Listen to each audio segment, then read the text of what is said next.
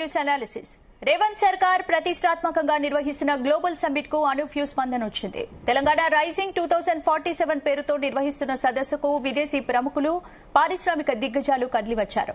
సదస్సుకు రాలేని business tycoons Telangana ప్రజలకు తమ సందేశం పంపించారు. అభివృద్ధిలో దూసుకుపోతున్న తెలంగాణలో పెట్టుబడులు పెట్టాలని సీఎం రేవంత్ రెడ్డి కోరారు. 3 లక్షల కోట్ల పెట్టుబడులే లక్ష్యంగా సమ్మిట్ లో ఒప్పందాలు జరుగుతున్నాయి.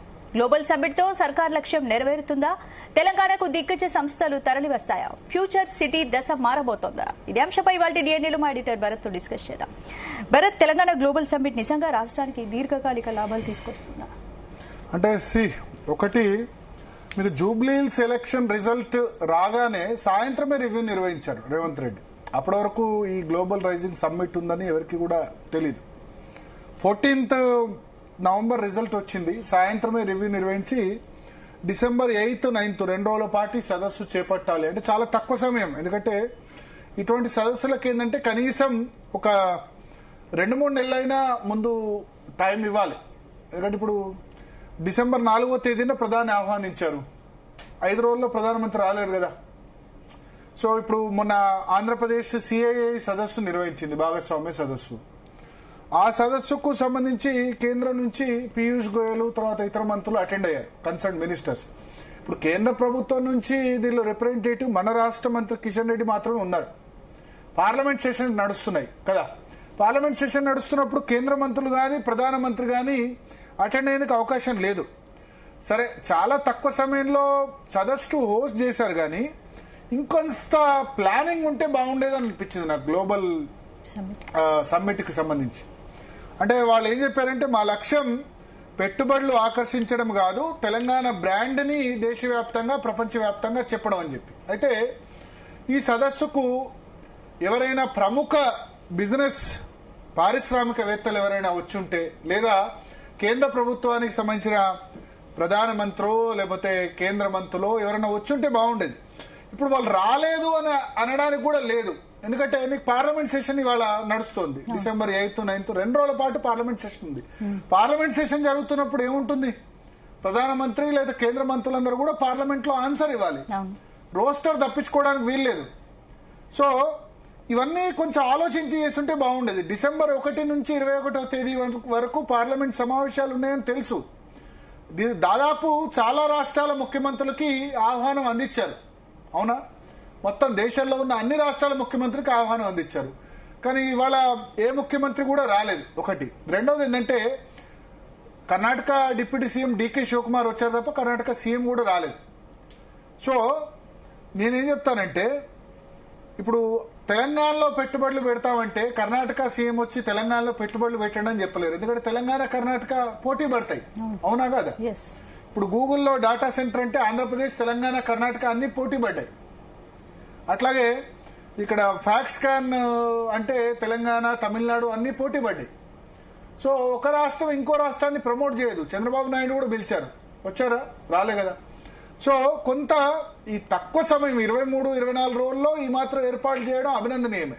ఫ్యూచర్ సిటీ అంటే నిజానికి అక్కడ కొత్తగా ఏర్పాటు చేస్తున్న ప్రదేశం, 4th సిటీ, ఫ్యూచర్ సిటీ చేస్తున్న ప్రదేశం.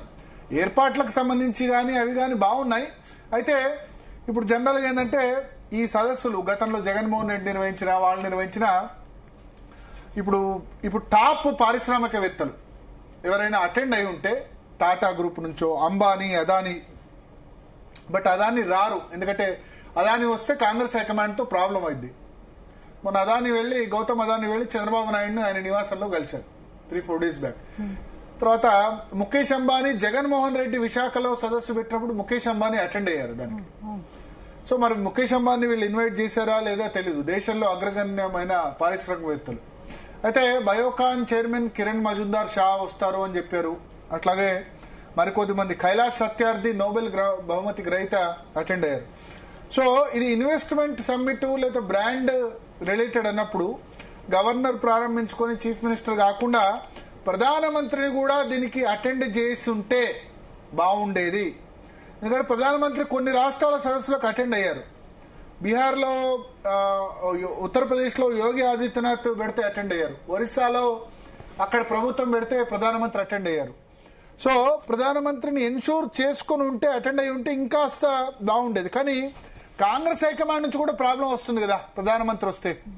ప్రధానమంత్రి మళ్ళీ చోటేబాయ్ బడేబాయ్ అని అనేందుకు ఆస్కారం ఉంది. కానీ మీడియా కూడా తప్పు. ప్రధానమంత్రితో ముఖ్యమంత్రి రేవంత్ రెడ్డి క్లోజ్ ఉంటే దాన్ని నిందించడాన్ని తప్పు.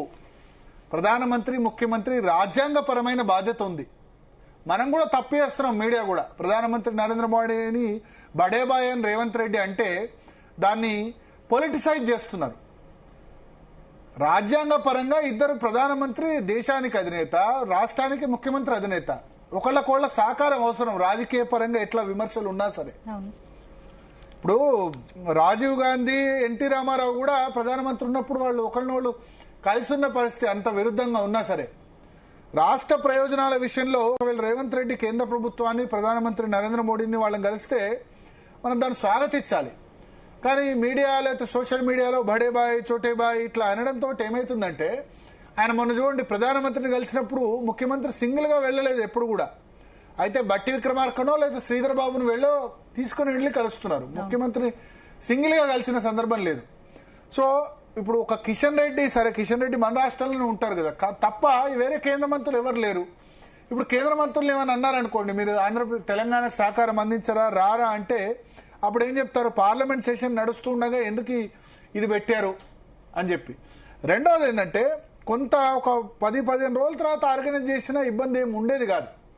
ఇప్పుడు తెలంగాణ సర్కార్ 2 సంవత్సరాల సందర్భంగా దీన్ని ఆర్గనైజ్ చేయాలని ఏముంది. ఇప్పుడు రేపు సోనియా గాంధీ పుట్టినరోజు December 9th. కాంగ్రెస్ శ్రేణులంతా దీనిలో పార్టిసిపేట్ చేయగలవా? రైజింగ్ సమ్మిట్ ఉంది, మంత్రులు ఎమ్మెల్యేలు అందరూ ఇక్కడనే ఉంటారు. కాంగ్రెస్ పార్టీలో సోనియా గాంధీ పుట్టినరోజు కంటే ఇంకా ఏముంది? అందులో తెలంగాణ ప్రకటన వచ్చిన రోజు December 9th. సో దాన్ని చాలా పెద్ద ఎత్తున సెలబ్రేట్ చేసుకోవచ్చు కాంగ్రెస్ పార్టీ. కానీ రైజింగ్ సమ్మిట్ ఇదే రోజు పెట్టారు. సో నా ఉద్దేశం ఏంటంటే, సమ్మిట్ పెట్టారు ఓకే, బట్ ఇంకాస్త మంచి వ్యక్తులు వచ్చుంటే, పారిశ్రామికవేత్తలు లేదా ప్రపంచ దేశాల నుంచి మంచి వ్యక్తులు చూద్దాం. రేపైనా ఇంకా సదస్సు ఉంది, ఎవరైనా వస్తారా లేదా అన్న చూడాలి. బట్ ఒకటి, ఈ చాలా సదస్సులు కూడా దీనిలో భాగంగా ప్యానెల్ డిస్కషన్స్ కూడా జరుగుతున్నాయి. రకరకాల పారిశ్రామికవేత్తలు వస్తున్నారు. 3 లక్షల కోట్ల విలువైన ఒప్పందాలు కూడా ఉన్నాయని చెప్తున్నారు. అయితే దీని మీద 2-3 ఆరోపణలు ఉన్నాయి. ఒకటి, ఈ ఫ్యూచర్ సిటీ లేదా 4th సిటీ మీద. ఈ 4th సిటీని బీఆర్ఎస్ ఏమంటుందంటే 4 బ్రదర్స్ సిటీ, అంటే రేవంత్ రెడ్డి బ్రదర్స్ సిటీ అని చెప్తోంది. బేసిక్గా ఏంటంటే వాళ్ళ ఆరోపణ, బీఆర్ఎస్ ఆరోపణ ఏంటంటే, ఇప్పుడు ఆల్రెడీ ఉంది మన దగ్గర ఫార్మా సిటీ కోసం సేకరించిన భూమి 20,000 ఎకరాలు ముచ్చర్ల దగ్గర ఫార్మా సిటీ కోసం సేకరించారు. ఆ భూమిలో 4th సిటీ పెట్టడం ద్వారా అక్కడ రియల్ ఎస్టేట్ పెంపొందించాలని అనుకుంటున్నారు. ఒక 1000-1500 ఎకరాలు కాంగ్రెస్ సంబంధించిన ముఖ్య నేతలందరూ కూడా అక్కడ కొనుగోలు చేశారు. అక్కడ రియల్ ఎస్టేట్ పెరిగితే వీళ్ళందరి భూముల వాల్యూ పెరుగుతుంది. తద్వారా ఇప్పుడు ఏ స్కామ్స్ పెద్దగా అవసరం లేదు. ఇంతకుముందు ఏంటంటే డబ్బులు ఇవన్నీ ఉంటుండే. ఇప్పుడు land is one source of income. ఆ ఎక్కడ పెద్ద ప్రాజెక్ట్ వస్తుందో ఆ ఏరియాలో ల్యాండ్స్ కొంటే సరిపోద్ది. సో బీఆర్ఎస్ ఆరోపణ అది. ఇక్కడ ఏంటంటే ల్యాండ్ రేట్స్ పెరగాలన్న ఉద్దేశంతో 4th సిటీ అని అక్కడ పెడుతున్నారు. ఇక్కడ ఈ మెట్రోను కూడా రాయదుర్గం నుంచి ఎయిర్పోర్ట్ మెట్రోను క్యాన్సిల్ చేశారు. లక్షలాది మంది ఉన్నారు. 4th సిటీకి ఏమో మెట్రో ఉంటారు. ఆ 4th సిటీ ఇబ్రహీంపట్నంలో ఉన్న దగ్గర ఇప్పుడు జనాభా 1,00,000 కూడా లేదు. 1,00,000 జనాభా లేని దగ్గరికి ఏమో మెట్రో అంటున్నారు. రాయదుర్గం, నానక్రామ్గూడ, కాజాగూడ ఇంతమంది వేలాది మంది నివసిస్తున్న చోటనేమో మెట్రో క్యాన్సిల్ చేశారు గత ప్రభుత్వం తీసుకున్న నిర్ణయాన్ని. ఇది కరెక్టా అని వాళ్ళు క్వశ్చన్ చేస్తున్నారు. సో ఏదేమైనా ఏ ప్రభుత్వమైనా అంతే కదా. బీఆర్ఎస్ మీద ఆరోపణలు ఉండే అప్పుడు 111 జీవో ఎత్తేసారు. ఎందుకంటే 111 జీవో పరిధిలో బీఆర్ఎస్ నేతలు చాలా ల్యాండ్స్ కొనుక్కున్నారు, భూములు కొనుక్కున్నారు. కాబట్టి ఈ 111 జీవో పరిధిలో ఏదైతే ఉందో, అంటే వికారాబాద్ జిల్లా, రంగారెడ్డి జిల్లాలో దాదాపు ఒక 83-84 గ్రామాలు ఉన్నాయి. 1,11,000 ఎకరాల భూమి 111 జీవోని ఎత్తేస్తే, దాన్ని పూర్తి స్థాయిలో ఇంప్లిమెంట్ చేస్తే అందుబాటులోకి వస్తుంది. ఇక్కడ టీఆర్ఎస్ నేతలు ల్యాండ్ కొనుక్కున్నారు ఈ ప్రాంతాల్లో, అందుకని 111 జీవోని ఎత్తేశారని వాళ్ళు ఆరోపించారు. ఇప్పుడు వీళ్ళు ఏం ఆరోపిస్తున్నారు? బీఆర్ఎస్ గతంలో కాంగ్రెస్ ఆ విధంగా ఆరోపిస్తే, ఇక్కడ ఒక 1000-1500 ఎకరాల ల్యాండ్ కొనుక్కున్నారు. దీన్ని లిఫ్ట్ చేసేందుకు ఇక్కడ ఫ్యూచర్ సిటీ అని చెప్తున్నారని చెప్తున్నారు. అయితే ఇప్పుడు ఒకటి, రాష్ట్రంలో రియల్ ఎస్టేట్ పడిపోయిన మాట వాస్తవం, ఎవరు అంగీకరించినా అంగీకరించుకున్నా. ఎలక్షన్ ఇయర్ ప్రతి ఇయర్ కూడా రియల్ ఎస్టేట్ పడిపోతుంది. కానీ ఎలక్షన్ అయిపోయిన 2 సంవత్సరాల తర్వాత కూడా ఇప్పటికీ రియల్ ఎస్టేట్ అన్నది ఇంకా లేవలేదు. నాట్ ఓన్లీ హైదరాబాద్, జిల్లాల్లో కూడా అదే పరిస్థితి. కొనడానికి ఎవరు బయ్యర్ ముందుకు రావట్లా. వాళ్ళు ₹1,00,000 పెట్టి కొంటే 50,000కి అమ్ముతావా అని చూస్తున్నాడు. కానీ కొనేందుకు, అమ్మేందుకు ఎవరు సిద్ధంగా లేరు. ఎవరో ఇబ్బంది ఉంటే కొంటున్నారు. కొత్తగా కొనుగోలు జరగట్లేదు. పూర్తిగా క్రయ విక్రయాలు ఎక్కడికక్కడే నిలిచిపోయినాయి. సో ఇప్పుడు ఇక్కడ రేవంత్ రెడ్డికి ఒకటే, సైబరాబాద్ను చంద్రబాబు నాయుడు నిర్మించారు. హైదరాబాద్, సికింద్రాబాద్ ఉంటే థర్డ్ సిటీ సైబరాబాద్ చాలా డెవలప్ అయింది. చంద్రబాబు నాయుడు సైబరాబాద్ నిర్మించారంటారు. ఆ నిర్మించిన ప్రాసెస్ ని బీఆర్ఎస్ కూడా కంటిన్యూ చేసింది. కేసీఆర్ హయాంలో కూడా, రాజశేఖర రెడ్డి హయాంలో కూడా సైబరాబాద్ చాలా పెరిగింది. ఆయన 4వ సిటీని అక్కడ నిర్మించాలి, అందుకని దానికి 4th సిటీ అని పెట్టారు. బీఆర్ఎస్ వాళ్ళు దాన్ని 4 బ్రదర్ సిటీ అని వాళ్ళు అంటున్నారు. సో ఏది ఏమైనా ఆరోపణలు ఉన్నా సరే ఒక భయం ఇక్కడ ఉంది. ఏంటంటే ఇప్పుడు ఇక్కడ 4th సిటీ నిర్మాణం ద్వారా ఆ చుట్టుపక్కల ప్రాంతాల్లో చాలా ల్యాండ్స్ అవైలబిలిటీ ఉంది. అక్కడ ల్యాండ్ అవైలబిలిటీ పెరగాలి, కొత్తగా అక్కడ సిటీ నిర్మించాలి. అయితే ఒక భయం ఏంటంటే బీఆర్ఎస్ అధికారంలోకి కనుక వస్తే 2028లో ఆ సిటీలో దాన్ని ఖచ్చితంగా వాళ్ళు తొక్కే ప్రయత్నం చేస్తారు. అక్కడ ఆ సిటీ, ఆ ఫ్యూచర్ సిటీ ఏదైతే ఉందో అక్కడ నిర్మాణాలన్నీ ఆపేసే అవకాశం ఉంది. ఎందుకంటే వాళ్ళు ఫార్మా సిటీ కోసం దాన్ని ల్యాండ్స్ సేకరించారు, దాన్ని ఇప్పుడు ఫ్యూచర్ సిటీ కోసం వినియోగిస్తున్నారు. బీఆర్ఎస్ దాన్ని ఎందుకు తొక్కిపెట్టే ప్రయత్నం చేస్తుందంటే అక్కడ ల్యాండ్స్ అన్ని కూడా, ఇదంతా ఓపెన్ సీక్రెట్, కాంగ్రెస్ నాయకులు అందరూ కూడా అక్కడ కొనుక్కున్నారు. రేపు కాంగ్రెస్ నాయకులు స్ట్రాంగ్ అవుతే, ఫైనాన్షియల్ గా స్ట్రాంగ్ అవుతే తమకు ఇబ్బంది అని బీఆర్ఎస్ భావిస్తుంది. అమరావతి విషయంలో ఏం జరిగింది? జగన్ 3 రాజధానులు అని ఎందుకు అన్నాడు?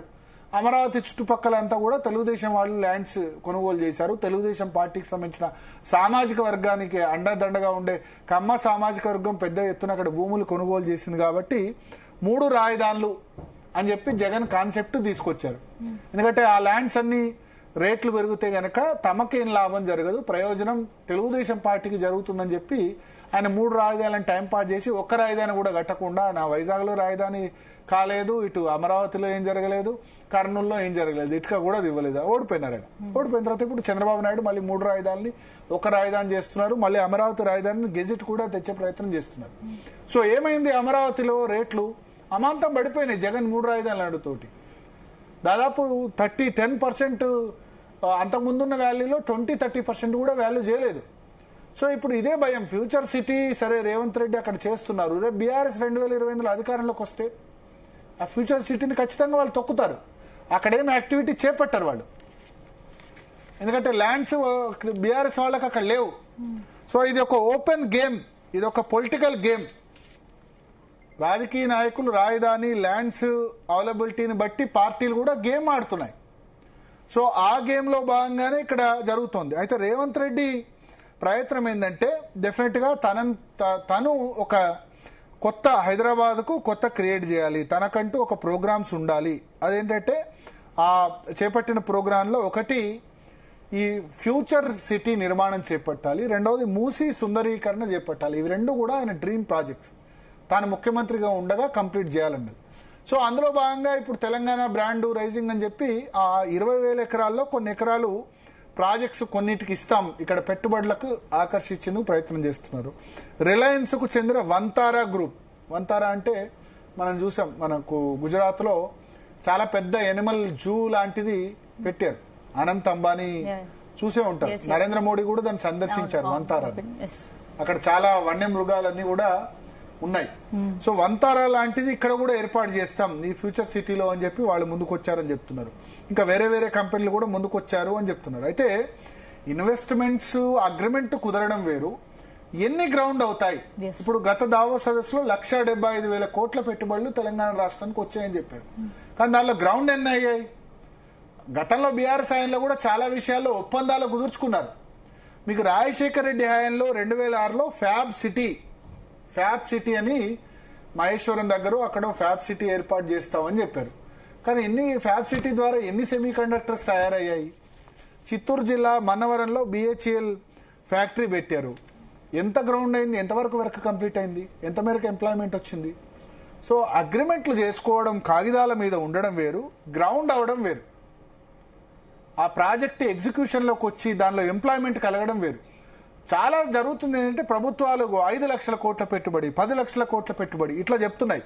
కానీ అల్టిమేట్గా అక్కడ ఎంతమంది దాన్ని చేయగలుగుతున్నారు, ఎంతమంది దానిలో రాగలుగుతున్నారు, ఎన్ని ఉద్యోగాలు ప్రభుత్వాలు కల్పించగలుగుతున్నదే చాలా ఇంపార్టెంట్. అంటే చెప్పడానికి చేతలకి చాలా డిఫరెన్సెస్ కనిపిస్తుంది. సో ఇప్పుడు ఒక విజన్ అయితే పెట్టుకున్నారు రేవంత్ రెడ్డి, 2047 వరకు విజన్ పెట్టుకున్నారు. విజన్ మంచిదే, విజన్ 2020 అని చంద్రబాబు అన్నప్పుడు మనం అందరం కూడా ఏమన్నామంటే చాలా మంది అర్థం చేసుకోలేదు చంద్రబాబు నాయుడు విజన్ 2020 అంటే ఈయన విజన్ అంటాడు ఏంటి అని చెప్పి. బట్ అవన్నీ కూడా ఒక ఏం పెట్టుకోవడం మంచిదే కదా. సో ఆయన ఒక ఏం పెట్టుకున్నారు, 2034 వరకు $1 ట్రిలియన్ ఎకానమీ. తెలంగాణలో ఇప్పుడు భారతదేశం $5 ట్రిలియన్ ఎకానమీ దగ్గర ఇంకొక 1-2 yearsలో కాబోతుంది. దీనిలో 2034 వరకు $1 ట్రిలియన్ ఎకానమీ తెలంగాణలో కావాలి. తర్వాత $3 ట్రిలియన్ ఎకానమీ స్వతంత్రం వచ్చిన 100 సంవత్సరాలకి అంటే 2047 నాటికి కావాలి అని చెప్పి ఆయన లక్ష్యంగా పెట్టుకున్నారు. దీనిలో కొన్ని మంచి ఉద్దేశాలు ఉన్నాయి. సమ్మిట్ వల్ల చిన్న మధ్య తరహా పరిశ్రమలకు ఏమైనా హెల్ప్ అయ్యే అవకాశం ఉంటుంది అంటే దేశంలో అత్యధికంగా ఉపాధి కల్పించేవి చిన్న మధ్య తరహా పరిశ్రమలు. కానీ పాలకుల దృష్టి ఎప్పుడు కూడా పెద్ద పెద్ద ఇండస్ట్రీస్ మీద ఉంటుంది. 1,00,000 కోట్ల పెట్టుబడులు అంటారు. 1,00,000 కోట్ల పెట్టుబడిలో 1,00,000 ఉద్యోగాలు వస్తాయంటే రావు. ఇప్పుడు గూగుల్ డాటా సెంటర్ ఉంది వైజాగ్లో, 1,00,000 కోట్లకు పైగా పెట్టుబడి పెట్టుతున్నారు. దానిలో ఎంప్లాయ్మెంట్ వచ్చేది 200-500 మంది కూడా ఉండదు. కాకపోతే ఒక ఎకో సిస్టమ్ ఏర్పాటు అవుతుంది. సో చిన్న మధ్య తరహా పరిశ్రమలే ఎక్కువ మందికి ఉపాధి కల్పించేవి. కానీ ఈ బడా పారిశ్రామికవేత్తల మీదే ఎక్కువ కాన్సన్ట్రేషన్ ఉంటుంది ప్రభుత్వాలు. నిజానికి దేశంలో అత్యధికంగా ఉపాధి పొందుతోంది ఫస్ట్ వ్యవసాయ రంగం, రెండవది ఎంఎస్ఎంఈలు, మీడియం అండ్ స్మాల్ ఎంటర్ప్రైజెస్. కానీ వీటి మీద కాన్సన్ట్రేషన్ ఎక్కువ ఉండదు. ఎందుకంటే రాజకీయ నాయకులకి పెద్ద పెద్ద పెద్ద సంస్థలు వాళ్ళతో నెక్సెస్ ఉంటుంది. దానివల్ల ఇది జరుగుతుంది. అయితే ఈ విజన్ డాక్యుమెంట్స్లో పేర్కొందిన అంశాలు ఉన్నాయి. అదేంటంటే 3 రకాల ఎకానమీలు. ఒకటి కోర్ అర్బన్ రీజియన్ ఎకానమీ అంటే ఔటర్ రింగ్ రోడ్ లోపు ఉన్న ఎకానమీ. రెండవది peri urban region economy pure అంటే outer ring road inner ring road మధ్యలో ఉన్న ప్రాంతాల్లో ఏర్పాటు చేసే ఇండస్ట్రీస్. మూడవది రేర్ గ్రామీణ అంటే రూరల్ అగ్రికల్చర్ రీజియన్ ఎకానమీ, గ్రామీణ వ్యవసాయ రీజియన్ ఎకానమీ. ఇది పూర్తిగా అగ్రికల్చర్ ఇండస్ట్రీస్. సో ఏ రాష్ట్రమైనా ఇండస్ట్రీస్ ఉంటేనే డెవలప్మెంట్ జరుగుతుంది, పరిశ్రమలు వస్తేనే ఎంప్లాయ్మెంట్ జరుగుతుంది మన దగ్గర. సరే మన సాఫ్ట్వేర్ పరిశ్రమ రావడం వల్లనే ఇప్పుడు మన హైదరాబాద్ ఈ విధంగా ఉంది కదా. సాఫ్ట్వేర్ ఇండస్ట్రీ లేకపోతే మన పరిస్థితి ఎట్లా ఉండదు. ఇంటికొక ఇప్పుడు ఏ ఊర్లో ఒక చిన్న ఊర్లో చూసినా 10 మంది సాఫ్ట్వేర్ ఇంజనీర్లు ఉన్నారు. వాళ్ళు సంపాదించే డబ్బులతోటి వాళ్ళ తల్లిదండ్రులు బాగుపడుతున్నారు, వాళ్ళ తమ్ముళ్ళు చెల్లెళ్ళు, వాళ్ళ కుటుంబం బాగుపడుతుంది. ఒక్క సాఫ్ట్వేర్ ఇంజనీర్ అయితే minimum 50,000-60,000 salary, starting salary 3-4 lakhs per annum అంటే 30,000-35,000 జీతం వచ్చేస్తుంది. సాఫ్ట్వేర్ ఇండస్ట్రీ రావడం వల్ల లాభం జరిగింది కదా. అట్లాగే మనం మ్యానుఫ్యాక్చరింగ్లో వెనుకబడ్డాం. తమిళనాడు, గుజరాత్, హర్యానా, మహారాష్ట్ర ఇవన్నీ కూడా ఇండస్ట్రీస్. మ్యానుఫ్యాక్చరింగ్ అంటే వస్తువుల తయారీ కేంద్రంలో తెలంగాణ అంత ప్రోగ్రెస్ కాలేదు. సో దానికి స్కోప్ ఉంది, అటువంటి ఇండస్ట్రీ స్కోప్ ఉంది. ఇప్పుడు సాఫ్ట్వేర్ కూడా సైమల్టేనియస్గా డెవలప్ జరుగుతుంది. దాంతోపాటు ఇంకా ఇండస్ట్రీస్ రావాలి. దానిలో 3 రకాల పెట్టుకున్నారు. ఒకటి ఔటర్ రింగ్ రోడ్ లోపల, దాని తర్వాత ఔటర్ రింగ్ రోడ్ నుంచి ఇన్నర్ రింగ్ రోడ్ మధ్యలో, తర్వాత ఇన్నర్ రింగ్ రోడ్ దాటి గ్రామీణ ప్రాంతాల్లో. అయితే ఒకటి మనం చూడాలి, $3 ట్రిలియన్ ఆర్థిక వ్యవస్థ తెలంగాణ కావాలంటే ప్రస్తుత తెలంగాణ జనాభా 2.9%, దగ్గర 3%. దేశ జనాభాలో 3%. కానీ దేశ జీడిపిలో తెలంగాణ ఇస్తుంది 5% ఇస్తున్నారు. అంటే జనాభా కంటే డబుల్ ఇస్తున్నారు. ఉత్తరప్రదేశ్ జనాభా దేశంలో 20% ఉండొచ్చు, కానీ దేశ జీడిపిలో ఉత్తరప్రదేశ్ కంట్రిబ్యూట్ చేసేది 10% కూడా ఉండదు, సగం కూడా ఉండదు. బీహార్ జనాభా 10% ఉండొచ్చు, కానీ దేశ జీడిపిలో బీహార్ ఇచ్చే తక్కువ. కానీ తెలంగాణ జనాభా కంటే డబుల్ జీడిపి ఇస్తుంది. ఎందుకంటే మనం తలసరి ఆదాయం, మన దగ్గర తలసరి ఆదాయం అన్నది అంటే తలసరి ఆదాయం అంటే ఒక వ్యక్తి ఆదాయం, రాష్ట్రం మొత్తం ఆదాయం బై మన వ్యక్తులు తీసుకుంటే ఒక యావరేజ్ ఇన్కమ్ అన్నది, తలసరి ఆదాయం అన్నది, పర్ క్యాపిటా ఇన్కమ్ అన్నది మన డబుల్ ఉంది. సో ఇప్పుడు 10% వాటాను ఇప్పుడు 5% ఇస్తుంది కదా దేశ జీడిపిలో. 2047 నాటికి 10% వాటా తెలంగాణ అందించే విధంగా తీర్చిదిద్దాలని అనుకుంటున్నట్టు ముఖ్యమంత్రి చెప్పారు. మంచి ఉద్దేశమే, మనం మంచి జరగాలని కోరుకుందాం ఈ ఇన్వెస్ట్మెంట్ గ్లోబల్ సమ్మిట్ ద్వారా. అయితే నాకు ఒకటే అనిపించింది, ఇంకొంచెం బాగా కొంత టైం తీసుకుంటే బాగుండేది అనిపించింది. అంటే డిసెంబర్ హడావుడిగా కాకుండా డిసెంబర్ ఎండింగో జనవరి తీసుకొని ఇంకొంచెం పెద్ద పారిశ్రామికవేత్తలు, కేంద్ర మంత్రులు, వీళ్ళందరూ కూడా కేంద్ర ప్రభుత్వ సహకారం కూడా అవసరం కదా. నరేంద్ర మోడీ కూడా రాష్ట్రానికి సహకారం అందించరు అని అన్నారు కదా. ఒకవేళ లోపల ఉన్నా సరే బహిరంగంగా అనలేరు కదా. సో అట్లా ఒకటి ఆ విషయంలో కొంచెం జాగ్రత్త పడి ఉంటే బాగుండేది. ఇతర రాష్ట్రాలతో పోలిస్తే తెలంగాణ పెట్టుబడుల ఆకర్షణలో నిజంగానే ముందుంది అనుకోవచ్చు. ఉంది, అంటే మొన్నటి వరకు ఉంది. బట్ లాస్ట్ 1-2 years లో పెద్దగా పెట్టుబడులు రాలేదు మన దగ్గర. చెప్పాలంటే వాస్తవంగా కొత్త పెట్టుబడులు గ్రౌండ్ అయింది చాలా తక్కువ అని చెప్పాలి. అగ్రిమెంట్లు కుదుర్చుకుంటారు కానీ అల్టిమేట్ గా ఫైనలైజ్ అయ్యి కొత్త పెట్టుబడులు ఎవరు వస్తారన్నదే మనం ఎన్ని వస్తాయన్నదే చూడాలి. చాలా అగ్రిమెంట్స్ కుదురుతున్నాయి, 3 లక్షల కోట్ల వరకు వస్తాయని అన్నారు. బట్ ఎంతవరకు దీన్ని జరుగుతుంది, ఎంతవరకు గ్రౌండ్ అవుతాయి అన్నది మనం ఖచ్చితంగా ఇక్కడ ఆలోచించాల్సిన ఇష్యూ. బట్ ఓవరాల్గా గ్లోబల్ సమ్మిట్ ఏదైతే ఉందో దీనిలో పెట్టుబడులు తెలంగాణ రాష్ట్రానికి రావాలి. తెలంగాణ ఆంధ్రప్రదేశ్ రెండు కూడా, మొన్న ఆంధ్రప్రదేశ్లో సిఐఏ సదస్సు అయింది. అక్కడ కూడా రాష్ట్ర విభజన తర్వాత కొంత అక్కడ కూడా అన్ఎంప్లాయ్మెంట్, ఎందుకంటే హైదరాబాద్ లాంటి మహానగరం వాళ్ళు ఆంధ్రప్రదేశ్ కోల్పోయిన తర్వాత బెంగళూరు, చెన్నై, హైదరాబాద్ తప్ప వేరే పెద్ద సిటీ లేదు. అమరావతి కానీ అవి కానీ ఇంకా డెవలప్ కాలేదు. సో అక్కడ సిఐఏ భాగస్వామ్య సదస్సులో అక్కడ కూడా అగ్రిమెంట్స్ కుదుర్చుకున్నారు. ఇక్కడ కూడా అట్లే ఉంది. సో రాష్ట్ర ప్రభుత్వం ఆశించినట్టు నిజంగానే 2034 నాటికి $1 trillion ఎకానమీ, అదేవిధంగా 2047 నాటికి $3 trillion ఎకానమీ వరకు అవుతుంది, కావాలి అని మనం కూడా ఆశిద్దాం. ఎందుకంటే ఒక విజన్ పెట్టుకోవడం మంచిది. ఏదైనా ఒక లక్ష్యం పెట్టుకోవాలి కదా. లక్ష్యం పెట్టుకోవడం అయితే ఖచ్చితంగా మంచిదనే మనం చెప్పాలి. ఆ లక్ష్యాన్ని ఎంత మేరకు సాధించేందుకు ప్రయత్నం చేస్తారు, ఎంత మేరకు అచీవ్ అవుతారన్నది పక్కన పెడితే అయితే ఖచ్చితంగా ఉంటుంది. అయితే దీనిలో చిత్తశుద్ధి ఒకటి ఏంటంటే, ఇది రియల్ ఎస్టేట్ కోసం కాకుండా ఫ్యూచర్ సిటీని చిత్తశుద్ధితో నెట్ జీరో సిటీ అంటున్నారు, చాలా వరకు అంటున్నారు. చిత్తశుద్ధితో ప్రయత్నం చేస్తే గనక అవుతుంది. అయితే ఇక్కడ ఒకటి ఫైనల్గా చెప్పాల్సిందంటే, ఒక సెంటిమెంట్ ఉంది. అంటే ఇప్పుడు జూబ్లీహిల్స్ ఎలక్షన్ గెలిచిన తర్వాత రేవంత్ రెడ్డి 5 సంవత్సరాలు ఉంటాడు అన్నది చాలా క్లియర్గా ఉంది. అందుకనే చాలా అగ్రెసివ్గా దూసుకెళ్తున్నారు. అయితే ఇప్పుడు ఇప్పటికిప్పుడు ఇండస్ట్రీస్ కానీ లేకపోతే రియల్ ఎస్టేట్ కానీ ఇవన్నీ కూడా లేవాలంటే, ఇప్పటికిప్పుడు ఇవన్నీ పెరగాలంటే గనక ఖచ్చితంగా ఒకటి కాన్ఫిడెన్స్ రావాలి రాష్ట్ర ప్రభుత్వం మీద. రాష్ట్ర ప్రభుత్వం చెప్పింది డెలివర్ చేస్తుందన్న నమ్మకం కుదుర్చుకోవాలి. ఆ దిశగా ప్రయత్నం కూడా జరగాలి. ఎలాంటి మెట్రో రైలు ఉంది, ఎలాంటి వెనక్కి తగ్గింది, వెళ్ళిపోయింది. నెక్స్ట్ సమ్మిట్లో నెక్స్ట్ ఫేజ్ మెట్రో ఏదైతే ఎక్స్పాన్షన్ ఉందో ఆ ఎక్స్పాన్షన్కు ఎలాంటి ముందడుగు వేయలేదు. తర్వాత హైదరాబాద్ మెట్రో రైలు నుంచి ఎలాంటి తప్పుకుంది. ఇది ఒక బ్యాడ్ సిగ్నల్.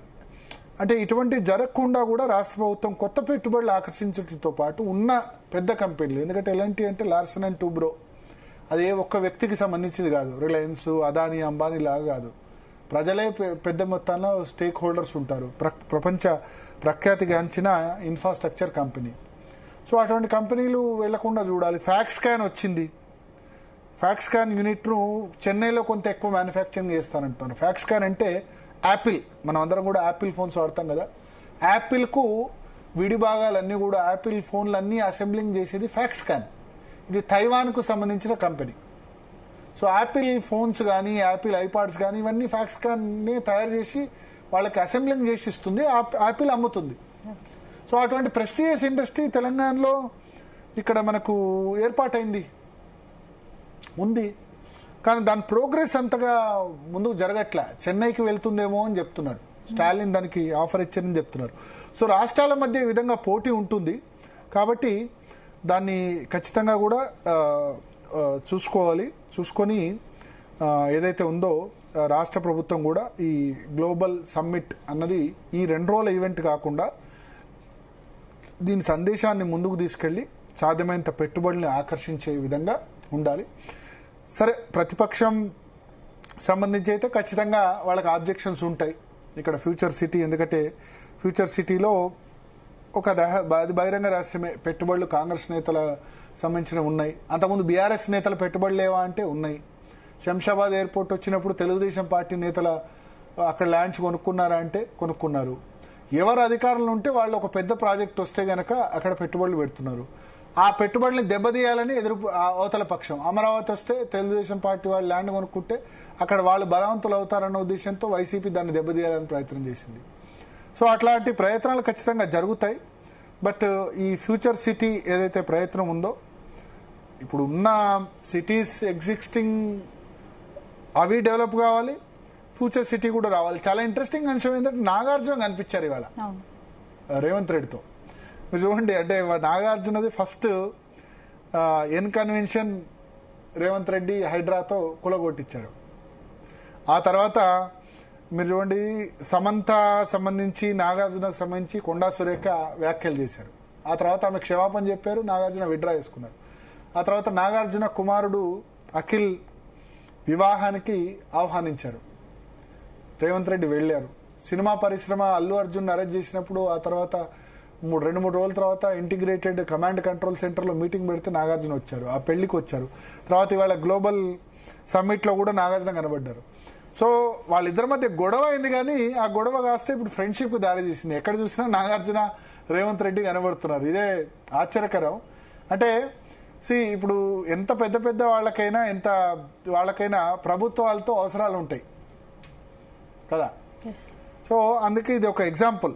వాళ్ళ మధ్య నాగార్జున అంతకుముందు కూడా ఇదే కన్వెన్షన్ బీఆర్ఎస్ కూలుస్తామని చెప్పింది. బీఆర్ఎస్ గొడవ చేసింది, కన్వెన్షన్ ఆక్రమించారు, దీన్ని అక్కడ సున్నం చెరువును ఆక్రమించారు, ఆ చెరువును ఆక్రమించారని చెప్పింది. వాళ్ళ అధికారంలోకి రాగానే దాన్ని కూలగొట్టలేదు.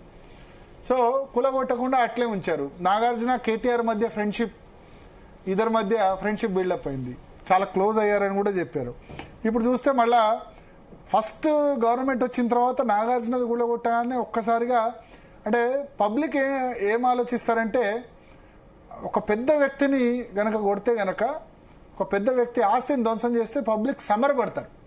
అదేందో అంటే హీరోయిక్ ఏంటంటే పేద ధనిక తేడా లేదు, రాజు పేద తేడా లేదు అని అనుకుని పబ్లిక్ అనుకుంటారు. సో నాగార్జున హైడ్రా కూలగొట్టగానే అన్నారు. ఇప్పుడు వాళ్ళిద్దరు ఆ తర్వాత సీఎం రేవంత్ రెడ్డి అనౌన్స్ చేశారు, నాగార్జున సాక్రిఫైస్ చేసేశారు, ఆ ల్యాండ్ని దానికి ఇచ్చేశారు, చాలా గొప్ప మనసు నాగార్జున అని చెప్పారు ఒక సందర్భంలో. సో ఇప్పుడు అల్టిమేట్గా ఇప్పుడు వాళ్ళిద్దరు కలిసి కనిపించడం, ఏమంటారు, రాజకీయాల్లో శాశ్వత మిత్రులు శాశ్వత శత్రువులు ఉండరన్నట్టే రాజకీయాలు ఫిల్మ్ ఫ్యాటర్నిటీలో కూడా దగ్గరైపోయారు నిజానికి. అంటే నాగార్జున గతంలో చంద్రబాబు నాయుడుతో అంత మంచి సంబంధాలు ఉండేవి కాదు, నాగేశ్వరరావుకు బాగానే ఉండేవి. నాగార్జున రాజశేఖర రెడ్డికి కొంత దగ్గర ఉండేవాళ్ళు, వైఎస్ రాజశేఖర రెడ్డికి. ఆ తర్వాత జగన్తో కూడా మంచి సంబంధాలు ఉన్నాయి, ఇటు కేటీఆర్తో మంచి సంబంధాలు ఉన్నాయి. ఇవాళ గ్లోబల్ రైజింగ్ సమ్మిట్లో సరే ఆయన వివాహానికి పిలిచారు, వెళ్ళారు, అవన్నీ పక్కన పెడితే, సినిమా ఇండస్ట్రీ సందర్భంగా పిలిచారు, వెళ్ళారు పక్కన పెడితే, మొన్న కొండా సురేఖ దానికి క్షమాపణ చెప్పడం, కేసు విత్డ్రా చేసుకోవడం, ఇవన్నీ కనుక చూస్తుంటే ఇంకా నాగార్జున రేవంత్ రెడ్డి మధ్య కూడా పూర్తిగా ప్యాచప్ అయిపోయింది అని మనకు క్లియర్గా అర్థమవుతోంది. దీని ద్వారా బహుశా అప్పుడు జూబ్లీహిల్స్ ఎన్నిక జరిగినప్పుడు నాగార్జునను ఎమ్మెల్యే క్యాండిడేట్గా కాంగ్రెస్ పార్టీ పెడుతుందని కూడా వార్తలు వచ్చాయి. సో మంచి ఫ్రెండ్స్ అయితే అయిపోయినారు మనకు. నాగార్జున రేవంత్ రెడ్డి ఇద్దరు ఇప్పుడు మంచి మిత్రులు. అంటే వాళ్ళ మధ్య ఘర్షణతో స్టార్ట్ అయింది. ఆ హైడ్రా కూల్చినప్పుడు ఫస్ట్ స్టేట్మెంట్ మనకు నాగార్జున దగ్గర, ప్రభుత్వం హైకోర్టు స్టే ఉన్నా సరే ఎందుకు కూల్చిందో అర్థం కావట్లేదు అని చెప్పిన సందర్భం. అటువంటి నుంచి ఇప్పుడు వాళ్ళిద్దరు మంచి ఫ్రెండ్స్ అవ్వడమే అయితే మనకు ఖచ్చితంగా ఆశ్చర్యం కలిగిస్తుంది. రెడ్ బెరతిక నెక్స్ట్ టాపిక్ లోకి వెళ్లే ముందు